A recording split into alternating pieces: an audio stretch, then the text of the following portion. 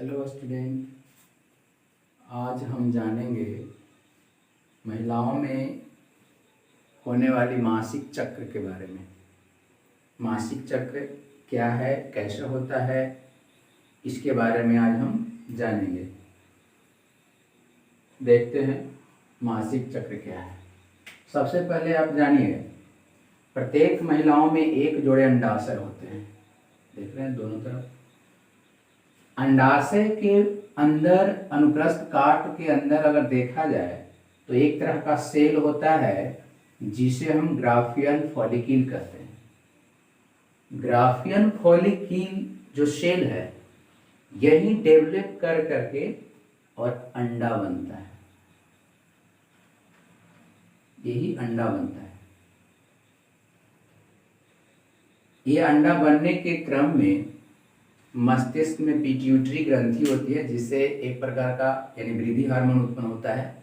यह वृद्धि हार्मोन भी ग्राफियन फॉलिक्यूल को अंडा में परिवर्तित होने के लिए प्रेरित करता है। जब यहाँ अंडा निर्मुक्त हो जाता है, यानी यहाँ से अंडा जो है निर्मुक्त होता है, तब इसे फेब्रियोकामा के द्वारा पकड़ लिया जाता है। फेब्रियोकामा इसे फैलोपियन नलिका के माध्यम से गर्भाशय के ठीक समीप वाले फैलोपियन नलिका के पास पहुंचा देता है। अब यहाँ ग्राफियन फॉलिक्यूल के कुछ शेष भाग रह जाता है, जिसे हम कार्पस ल्यूटियम कहते हैं। Corpus luteum. कार्पस ल्यूटियम के द्वारा एक हार्मोन का स्राव होता है जिसे कहते हैं प्रोजेस्टेरोन। प्रोजेस्टेरोन। यह प्रोजेस्टेरोन हार्मोन जो होता है वह गर्भाशय की जो भीतरी दीवार है इसे मोटा कर देता है। देखिए इस तरह से इसे मोटा करता है, अर्थात ये निषेचन के लिए एक वातावरण तैयार करता है। इस तरह से इसको मोटा कर देता है।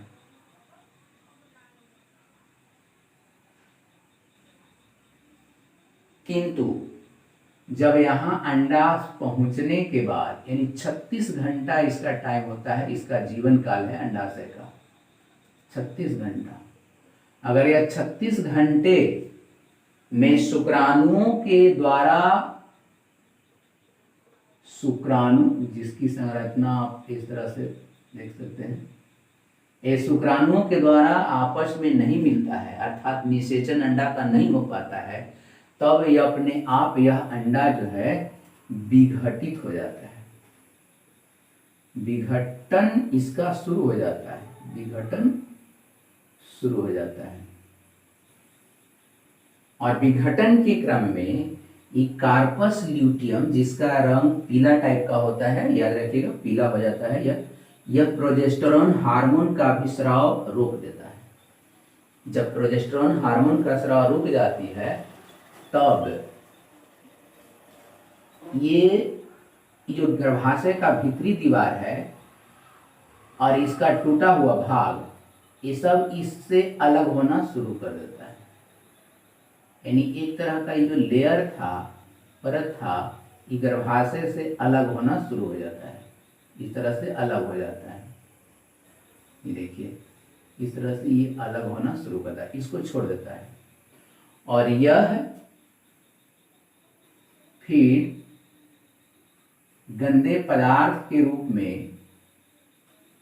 यहां से जिस दिन अंडा निकलता है उसके 28वें दिन यह टूटे फूटे भाग के रूप में इस भलवा के माध्यम से शरीर से बाहर निकल जाता है। यह हर 28वें दिन चक्र जो है चलते रहता है। लेकिन जिस दिन यह अंडा टूटे फूटे अंडे बाहर निकलते हैं, जिसको हम गंदगी कह सकते हैं। इसके ठीक 14वें दिन अंडाशय से फिर एक अंडा निकलता है और यह 15वां दिन 16वां दिन यानी 36 घंटा तक यह अंडा फिर से यहाँ इंतजार करता है शुक्राणु को, और नहीं मिलने पर फिर से विघटित होता है और यह इसकी भीतरी दीवार के समीप यह शरीर से बाहर निकलता है। इसको कहते हैं मासिक चक्र।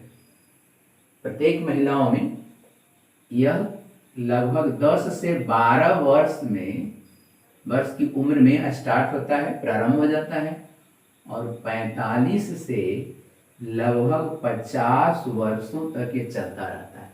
उसके बाद उस महिलाओं की जनन क्षमता खत्म, यानी मेंस्ट्रुअल साइकिल बंद तो जनन की क्षमता भी खत्म हो जाती है। ये है मासिक चक्र। तो आशा है आपको समझ में आ गया होगा, और अगर ये अच्छा लगे तो लाइक करें, कमेंट करें। हम आगे इसके बाद अगले वीडियो में पुरुष के जनन अंग के बारे में बताएंगे। हाँ, परंतु ये आप जान लीजिए, ये 10th और 12th दोनों के लिए बहुत बहुत इम्पोर्टेंट है। इससे सवाल आपको करता है, आपको याद रखना है। धन्यवाद।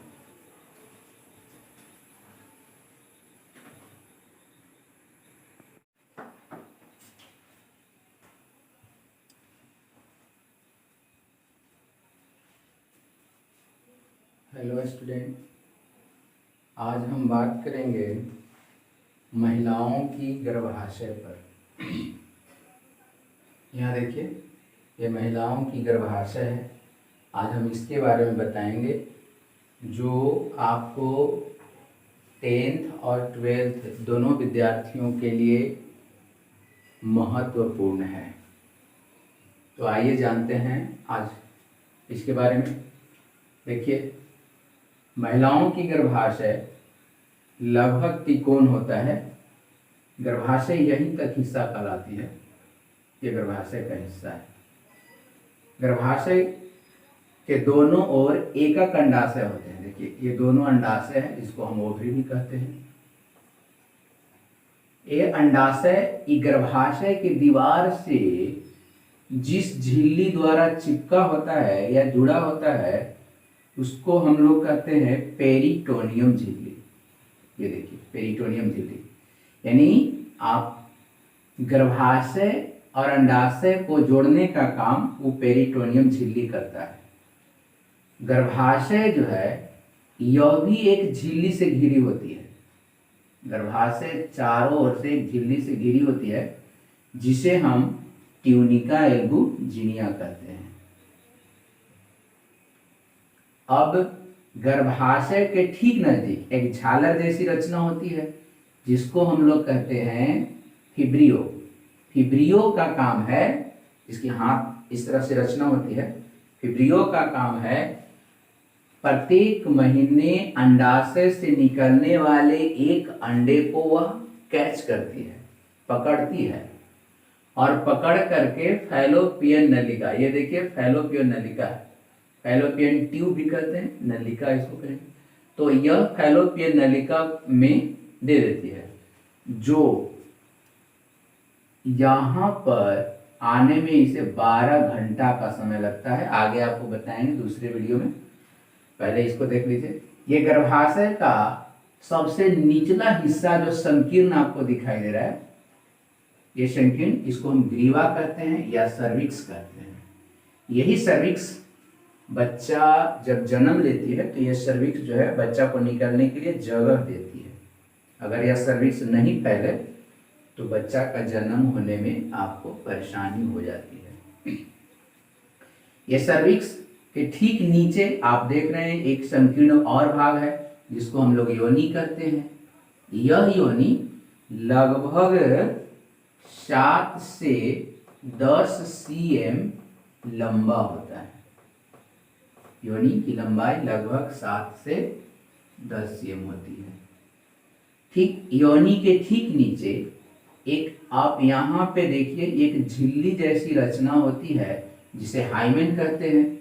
यह झिल्ली शुरुआत में जब फट जाती है किसी कारण, जैसे मान लेते हैं कि किसी महिलाओं के गर्भाशय में चोट लग जाती है, या प्रथम बार सहवास के समय यह झिल्ली फट जाती है, तो हल्का इससे ब्लड भी आती है। अब इसके ठीक नीचे, हाइमेन के भी ठीक नीचे, ये भग कहलाता है, जो महिलाओं की सबसे बाहरी जनन कहलाता है, ये भग होता है, इसे हम भालवा भी कहते हैं। ये भग के माध्यम से ही शरीर से निकलने वाले बेकार पदार्थ वह बाहर निकल जाता है। तो ये है गर्भाशय, जो महिलाओं में पाई जाती है। गर्भाशय की संरचना सिर्फ इतना ही दूर कहलाता है, इतना ये सीमा जो है गर्भाशय रहता है, बाकी नीचे अलग अलग हिस्सा होता है। तो आशा है आप समझ गए होंगे, और अगर ये वीडियो आपको अच्छा लगे तो लाइक करें, शेयर करें। हम अगला वीडियो जो है आपको महिलाओं में मेंस्ट्रुअल साइकिल यदि एमसी होता है उसके बारे में आपको बताएंगे। धन्यवाद।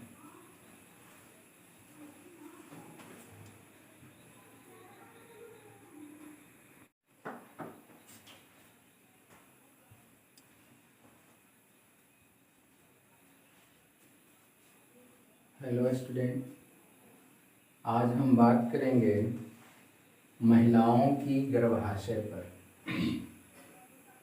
यहाँ देखिए, ये महिलाओं की गर्भाशय है। आज हम इसके बारे में बताएंगे, जो आपको 10th और 12th दोनों विद्यार्थियों के लिए महत्वपूर्ण है।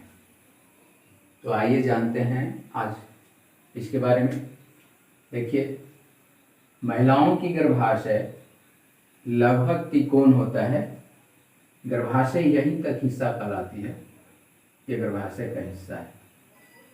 गर्भाशय के दोनों ओर एकक अंडाशय होते हैं। देखिए, ये दोनों अंडाशय है, इसको हम ओवरी भी कहते हैं। ये अंडाशय गर्भाशय की दीवार से जिस झिल्ली द्वारा चिपका होता है या जुड़ा होता है उसको हम लोग कहते हैं पेरिटोनियम झिल्ली। ये देखिए, पेरिटोनियम झिल्ली, यानी आप गर्भाशय और अंडाशय को जोड़ने का काम वो पेरिटोनियम झिल्ली करता है।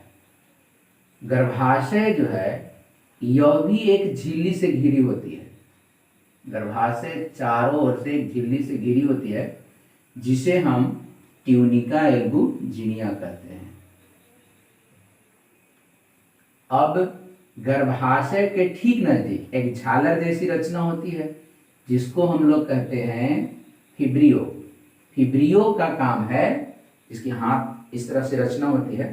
फिब्रियो का काम है प्रत्येक महीने अंडाशय से निकलने वाले एक अंडे को वह कैच करती है, पकड़ती है, और पकड़ करके फैलोपियन नलिका, ये देखिए फैलोपियन नलिका, फैलोपियन ट्यूब भी कहते हैं, नलिका इसको कहें, तो यह फैलोपियन नलिका में दे देती है, जो यहाँ पर आने में इसे 12 घंटा का समय लगता है। आगे आपको बताएंगे दूसरे वीडियो में, पहले इसको देख लीजिए। ये गर्भाशय का सबसे निचला हिस्सा जो संकीर्ण आपको दिखाई दे रहा है, ये संकीर्ण, इसको हम ग्रीवा कहते हैं या सर्विक्स कहते हैं।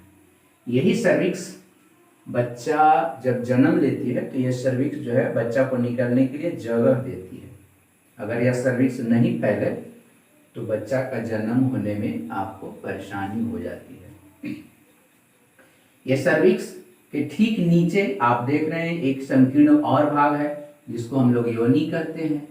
यह योनि लगभग 7 से 10 cm लंबा होता है। योनि की लंबाई लगभग 7 से 10 cm होती है। ठीक योनि के ठीक नीचे एक, आप यहाँ पे देखिए, एक झिल्ली जैसी रचना होती है जिसे हाइमेन कहते हैं। यह झिल्ली शुरुआत में जब फट जाती है किसी कारण, जैसे मान लेते हैं कि किसी महिलाओं के गर्भाशय में चोट लग जाती है, या प्रथम बार सहवास के समय यह झिल्ली फट जाती है, तो हल्का इससे ब्लड भी आती है। अब इसके ठीक नीचे, हाइमेन के भी ठीक नीचे ये भग कहलाता है, जो महिलाओं की सबसे बाहरी जनन अंग कहलाता है, ये भग होता है, इसे हम भालवा भी कहते हैं। ये भग के माध्यम से ही शरीर से निकलने वाले बेकार पदार्थ वह बाहर निकल जाता है। तो ये है गर्भाशय जो महिलाओं में पाई जाती है। गर्भाशय की संरचना सिर्फ इतना ही दूर कहलाता है, इतना ये सीमा जो है गर्भाशय रहता है, बाकी नीचे अलग अलग हिस्सा होता है। तो आशा है आप समझ गए होंगे, और अगर ये वीडियो आपको अच्छा लगे तो लाइक करें, शेयर करें। हम अगला वीडियो जो है आपको महिलाओं में मेंस्ट्रुअल साइकिल यदि एमसी होता है उसके बारे में आपको बताएंगे। धन्यवाद।